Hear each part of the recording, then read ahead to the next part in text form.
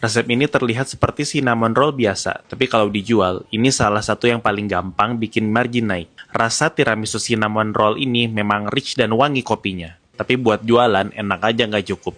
Kenalin, saya Ilham, tukang masak rumahan yang udah 13 tahun jualan hasil ngedevelop resep di online. Ini resep tiramisu cinnamon roll yang lagi rame. Karena bukan cuma enak, tapi secara cuan juga kuat. Kita mulai dari coffee infused dough.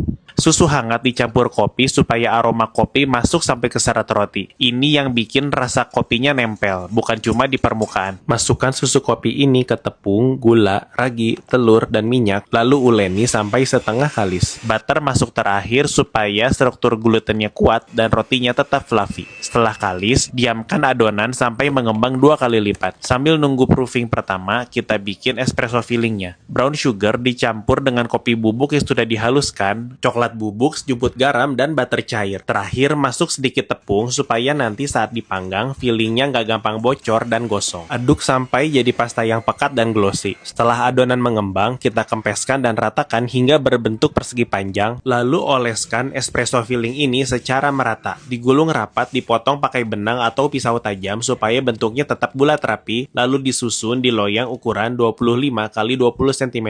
Ini ukuran pas dengan oven listrik rumahan. Dari satu adonan ini hasilnya sekitar 8 piece cinnamon roll. Kemudian kita proofing sebentar sampai sedikit naik, lalu masuk oven di 175 derajat selama 20-25 menit. Saat cinnamon roll sudah di oven, saatnya membuat tiramisu cream cheese frosting. Cream cheese dan butter kita kocok sampai lembut, lalu masukkan gula halus dan vanila sampai teksturnya halus, ringan, dan mudah dioles. Kalau dibuat terlalu awal, frosting bisa mengeras dan susah diratakan. Begitu cinnamon roll keluar dari oven dan masih hangat, langsung kita oles frosting cream cheese di atasnya. Ini yang bikin tampilannya kelihatan seperti dessert tiramisu dan menjadi signature look-nya. Di resep ini ada 3 titik rawan. Yang pertama, kopi di filling harus benar-benar halus. Kalau masih kasar, rasanya bisa pahit dan mengganggu tekstur. Selanjutnya, filling harus pakai sedikit tepung. Kalau tidak, dia akan bocor, gosong, dan bikin bawah roti pahit. Yang terakhir, frosting wajib dioles saat roti masih hangat. Kalau sudah dingin, tampilannya jadi kusam dan nggak dapat efek tiramisunya. Cara rasa ini aman dan nagih. Tapi sebagai food developer, saya kurang suka kalau frosting dipasang di roti dingin. Karena selain kelihatan murah, secara mouthfeel juga nggak menyatu. Modal tiramisu cinnamon roll ini sekitar 7 ribuan per piece. Kalau kamu jual di 20 ribu, cuannya berarti sekitar 12 ribuan per piece. Kalau kamu jual di 30